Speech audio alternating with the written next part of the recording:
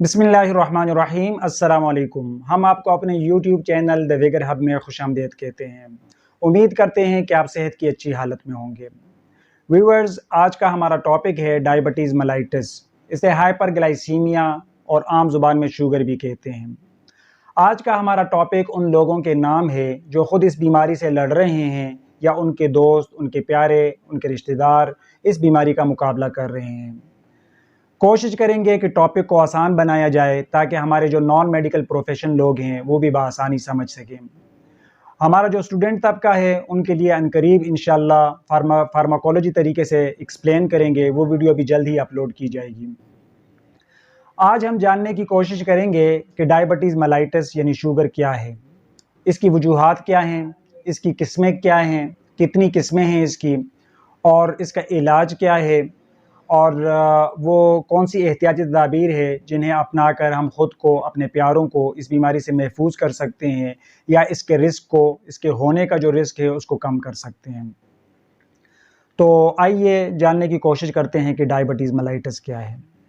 Diabetes mellitus यानी sugar हमारे खून में, हमारे प्लाज्मा में ग्लूकोज़ की एक ख़ास मिक़दार मौजूद होती है।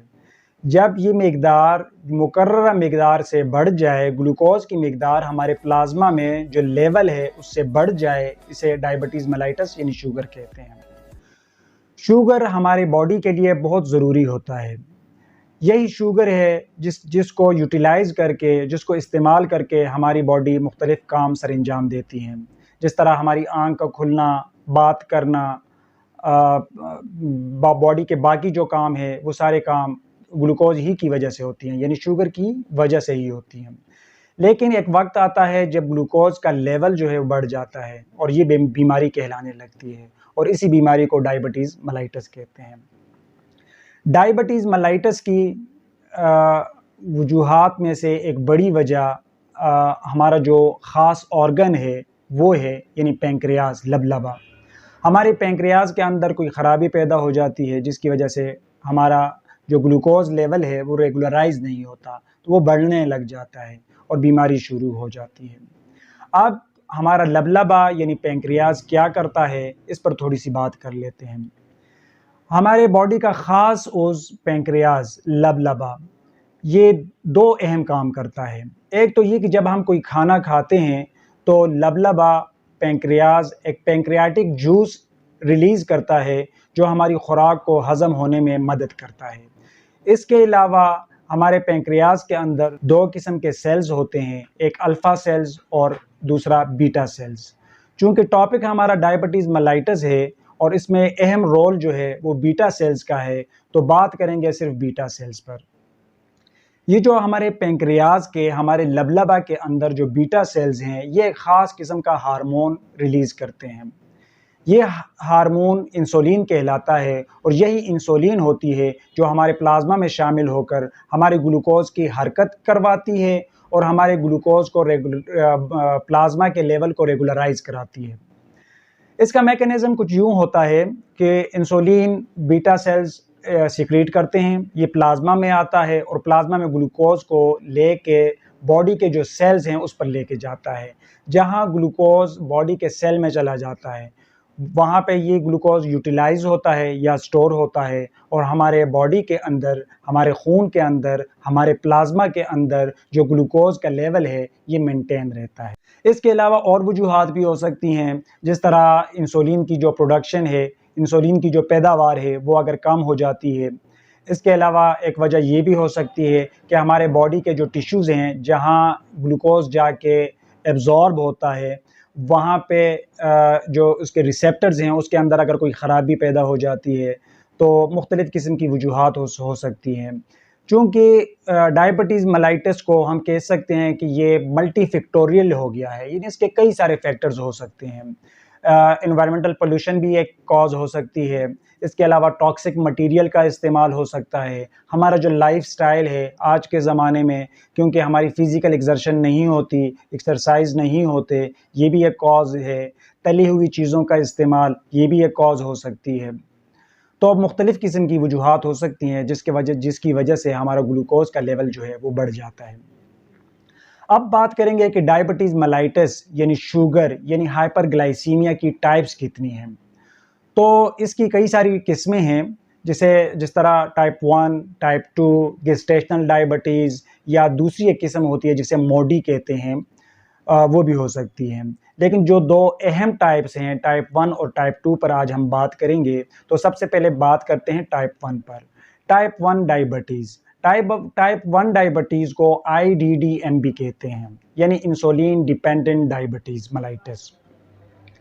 अब इंसुलिन डिपेंडेंट डायबिटीज़ मेलाइटस, जो कि नाम से ही ज़ाहिर है कि पेशेंट जो है, मरीज़ जो है, वो इंसुलिन के ऊपर डिपेंडेंट हो जाता है। उसका इन्हिसार होता है इंसुलिन के ऊपर, क्योंकि उसके बॉडी के अंदर जो पैंक्रियाज़ है, जिस तरह हम डिस्कस कर चुके हैं, पैंक्रियाज़ के जो बीटा सेल्स हैं वो इंसुलिन पैदा नहीं कर पा रहे हैं, या तो पैदा नहीं कर पा रहे हैं या इतने कम लेवल में पैदा कर रहे हैं कि वो बॉडी की रिक्वायरमेंट को मैच नहीं कर पाते। तो इसकी वजह से हमें बाहर से इंसुलिन लेनी पड़ती है। तो इसका इलाज भी सिर्फ इंसुलिन ही है। कुछ ही केसेस होते हैं जिसमें कुछ ओरल एंटी डायबिटिक मेडिसिन या एंटी हाइपरग्लाइसेमिक ड्रग्स इस्तेमाल की जा सकती हैं। अब जानने की कोशिश करेंगे कि इसकी वजूहात क्या हैं। ये एक ऑटो इम्यून डिसऑर्डर है। हमारी बॉडी के अंदर एक इम्यून सिस्टम होता है, यानी दिफाई निज़ाम होता है। दिफाई निज़ाम क्या करता है, जब हम कोई चीज़ जब बाहर से कोई फॉरेन इन्वेजन होती है, यानी बाहर से कोई बैक्टीरिया या वायरस हमारी बॉडी के अंदर चला जाता है, तो होता क्या है कि हमारी बॉडी उसका मुकाबला करने के लिए अपनी फ़ोर्स बनाती है। अब ये फ़ोर्स बना के भेजती है और जाके, ताकि उसका मुकाबला किया जाए, तो इसी फ़ोर्स को एंटीबॉडीज़ के नाम से जाना जाता है। अब ऑटो इम्यून डिसऑर्डर यानी ये बीमारी ऐसी होती है कि हमारे इम्यून सिस्टम के अंदर कोई प्रॉब्लम पैदा हो जाती है। अब हमारा इम्यून सिस्टम जो है वो हमारे पैंक्रियाज के जो बीटा सेल्स हैं उनको पहचान नहीं पाता और उनके खिलाफ एंटीबॉडीज़ बनाना शुरू कर देता है, और हमारे ही जिस्म के एंटीबॉडीज़ हमारे ही बॉडी के जो पैंक्रियाज के बीटा सेल्स हैं उसके खिलाफ लड़ना शुरू कर देते हैं। नतीजा क्या होता है कि हमारे जो बीटा सेल्स हैं वो डिस्ट्रॉय हो जाते हैं। अब जब वो डिस्ट्रॉय हो जाते हैं तो वही जगह है जहाँ से इंसुलिन आनी थी, तो अब इंसुलिन का आना या तो कम हो गया और या आना मुकम्मल बंद हो गया। नतीजतन हमें इंसुलिन बाहर से लेनी पड़ रही है। इसके अलावा वायरल भी इसकी कॉज हो सकती है, और सबसे बड़ी कॉज जो गिनी जाती है वो है जेनेटिक्स। उसमें ये होता है कि अगर पेरेंट्स में, फोर फादर्स में, बाप दादा में अगर ये बीमारी हो तो हो सकता है कि उनकी नस्ल में किसी को ये बीमारी निकल आए। तो ये कहलाती है टाइप 1 यानी IDDM, insulin dependent diabetes mellitus. इसकी इलामात क्या हैं? इसकी इलामात में जो वैसे तो कई सारी इलामात हो सकती हैं लेकिन जो आम इलामात गिनी जाती हैं वो ये होती है कि इंक्रीज़ थर्स्ट यानी प्यास का ज़्यादा लगना, इंक्रीज़्ड हंगर भूख का ज़्यादा लगना, और फ्रीक्वेंट यूरिनेशन यानी छोटे पेशाब का बार बार आना। और एक जो इसकी बड़ी वजह है और एक बड़ी सिम्टम जिसको हम कह सकते हैं वो है कि अगर खुदा ना खास्ता जिस्म पर कोई ज़ख़म लग जाए तो वो ज़ख़म ठीक होने में काफ़ी टाइम लेता है, और ये बाज़ औक़ात बहुत डेंजरस भी हो जाता है। तो ये इसकी आम इलामात हैं, लेकिन अगर इसमें से किसी किस्म की कोई इलामत अपीयर होती है, कोई इलामत ज़ाहिर होती है, तो चाहिए कि हम आँख बंद ना करें कि ठीक हो जाएगा, हमें टेस्ट करवाने चाहिए। और अगर हमारा ग्लूकोज़ लेवल हमारे नॉर्मल जो मिक़दार है उससे अगर बढ़कर आता है तो किसी अच्छे मेडिकल स्पेशलिस्ट को दिखाकर उसका इलाज करवाना चाहिए। अब बात करते हैं टाइप 2 डायबिटीज़ मेलाइटस पर। टाइप 2 डायबिटीज़ मेलाइटस यानी NIDDM, non insulin diabetes mellitus, इसे टाइप 2 या NIDDM कहते हैं। ये डायबिटीज़ मेलाइटस इस किस्म की है, यानी इसके अंदर हमारा जो पैंक्रियाज के बीटा सेल्स हैं वो इंसुलिन बना रहे हैं, इंसुलिन रिलीज़ हो रही है, इंसुलिन प्लाज्मा में शामिल हो रही है, लेकिन हमारे बॉडी के जो टिश्यूज़ हैं जहाँ इंसुलिन ग्लूकोज़ को लेकर जाता है वहाँ प्रॉब्लम हो जाती है। उन सेल्स की सेंसिटिविटी कम हो जाती है, इंसुलिन वहाँ पे बाइंड नहीं हो पाता। जब इंसुलिन बाइंड नहीं होगा तो ग्लूकोज़ सेल के अंदर नहीं जाएगा, जितने भी ग्लूकोज़ हैं वो खून के अंदर ही पड़े रहेंगे, तो ग्लूकोज़ का लेवल बढ़ता रहेगा। अब इसकी जो वजूहात हैं वो ये जो एबनॉर्मलिटीज़ हैं वो ये हैं कि हमारे जो पैंक्रियाज़ के बीटा सेल्स हैं उसके अंदर भी प्रॉब्लम हो सकती है। जब उसके अंदर प्रॉब्लम होगी तो इंसुलिन की जो मिकदार है, जिस मिकदार में इंसुलिन ने रिलीज़ होना है वो प्रॉपरली नहीं होगा, यानी इंसुलिन कम सीक्रेट होगी। या फिर दूसरी वजह ये भी हो सकती है कि इंसुलिन आ रही है, अब इंसुलिन पूरी आ रही है, लेकिन हम जो सेल्स हैं, जो सेल के रिसेप्टर्स हैं, ये सेंसर टाइप के होते हैं, यानी ये सेंस नहीं कर पाते। जब ये सेंस नहीं करेंगे, इंसुलिन को पहचानेंगे नहीं, तो ग्लूकोज़ सेल के अंदर नहीं जाएगा और ग्लूकोज़ खून में ही पड़ा रहेगा, तो खून के अंदर ग्लूकोज़ का जो लेवल है वो बढ़ता रहेगा। इसकी एक और वजह ये भी है ओबेसिटी, मोटापा। जो मोटे किस्म के लोग होते हैं, यानी हैवी वेट लोग होते हैं, उनमें क्या होता है कि उनमें फैट्स की मिकदार ज़्यादा होती है और ये इसके लिए हमारा एक हार्मोन भी रिस्पॉन्सिबल होता है, जिसे हम एक्सेसिव ग्लाइसेमिक हार्मोन कहते हैं। ये लिपिड्स बनाता है हमारे बॉडी के अंदर, लेकिन कभी कभार इसके अंदर प्रॉब्लम हो जाती है तो ये एक्सेसिव लिपिड्स जो हैं वो बनाना शुरू कर देता है। अब लिपिड्स जो हैं वो इंसुलिन और रिसेप्टर के दरमियान बैरियर बन जाते हैं, तो इंसुलिन फिर भी बाइंड नहीं होता। जब इंसुलिन बाइंड नहीं होगा तो ग्लूकोज की मिकदार बढ़ेगी। इसके लिए जो मेडिसिन इस्तेमाल होती है उसे anti diabetic medicine, anti hyperglycaemic medicine या हाइपोग्लाइसेमिक मेडिसिन कहा जाता है। ये मेडिसिन जो हमारे बीटा सेल्स हैं उसके अंदर इम्प्रूवमेंट करती है, हमारे जो बॉडी के रिसेप्टर्स हैं उनकी सेंसिटिविटी को बेटर करती हैं और जिसकी वजह से ग्लूकोज यूटिलाइज होने के काबिल हो जाता है और ग्लूकोज का लेवल मेंटेन हो जाता है। अब बात करते हैं इनकी इलामात पर। इनकी डायबिटीज़ 2 यानी NIDDM की इलामात तकरीबन वही हैं जो टाइप 1 की हैं, यानी फ्रीक्वेंट यूरिनेशन, प्यास का ज़्यादा लगना, छोटे पेशाब का ज़्यादा आना, भूख का ज़्यादा लगना और वूंड का ठीक ना होना, ज़ख़म का जल्दी ठीक ना होना, ये इसकी इलामात होती हैं। तो इस किस्म की अगर कोई इलामत ज़ाहिर होती है तो हमें प्रॉपर्ली अपना चेकअप करवाना चाहिए ताकि ग्लूकोज़ के लेवल को जाना जाए, बीमारी के बारे में जाना जाए और खुदा न खास्ता अगर बीमारी है तो उसका इलाज किया जाए। बात करते हैं कि डायबिटीज़ मेलाइटस की तशख़ीस कैसे हो सकती है। डायबिटीज़ मेलाइटस के लिए कुछ टेस्ट हैं जो करवाए जा सकते हैं। उसमें हम ब्लड ग्लूकोज़ के लेवल को देख सकते हैं कि ब्लड ग्लूकोज़ का लेवल कितना आ रहा है। अगर नॉर्मल आ रहा है तो ठीक है और अगर ज़्यादा आ रहा है तो फिर उस हिसाब से हमें उसकी केयर करनी चाहिए। अगर ज़रूरत होती है तो डॉक्टर के पास जाके उसकी ट्रीटमेंट लेनी चाहिए। इसमें एक आम जो टेस्ट करवाया जाता है वो होता है FBS, fasting blood glucose level. ये टेस्ट जो है ये फास्टिंग में करवाया जाता है। जिस तरह नाम से ज़ाहिर है 8 से 10 घंटे की फास्टिंग होनी चाहिए, यानी पेशेंट रात को खाना खा के सोता है और सुबह नाश्ते से पहले लैब जाता है, सैंपल देता है। अगर रीडिंग आती है 100 से 126 तक तो ये नॉर्मल रेंज तस्वर की जाती है। 100 तक अगर आती है तो बहुत अच्छी है, लेकिन अगर 126 आ रही है तो इट मीन्स कि आप डायबिटीज़ तो आपको नहीं है, लेकिन आपको केयर करने की ज़रूरत है, आपको लाइफ़स्टाइल चेंज करने की ज़रूरत है। इसके अलावा एक टेस्ट और भी करवाया जा सकता है जिसे RBS कहते हैं, रैंडम ब्लड ग्लूकोज़ लेवल, यानी रैंडम ब्लड शुगर। ये किसी भी वक्त करवाया जा सकता है, इसके लिए ज़रूरी नहीं कि आपने खाना खाया है या नहीं खाया। इसके अलावा एक टेस्ट और होता है जो हमें 3 महीने की एवरेज बताता है, जिसे कहते हैं HbA1c। ये हमें हमारे माजी के पिछले 3 महीनों की एवरेज बताता है कि हमारे ब्लड में, हमारे प्लाज्मा में ग्लूकोज़ का लेवल क्या रहा है।